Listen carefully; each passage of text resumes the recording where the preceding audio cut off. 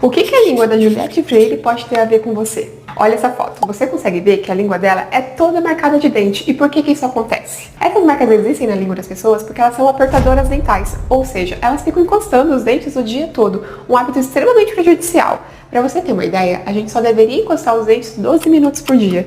Só que a gente acaba fazendo isso o dia todo. E essa sobrecarga muscular que o corpo não está adaptado para fazer, acaba levando a dores de cabeça, cansaço no rosto, zumbido no ouvido, até uma sensação de que você está descendo a serra e o ouvido tampa. Pode ser da sua musculatura. Se você tem essa marca e não tem nenhum sintoma, é hora de agradecer, porque não significa que você não tem hoje e que não vai ter amanhã. Então o recado tá dado, desencoste esses dentes, relaxe essa mandíbula, alongue esse pescoço e se cuida.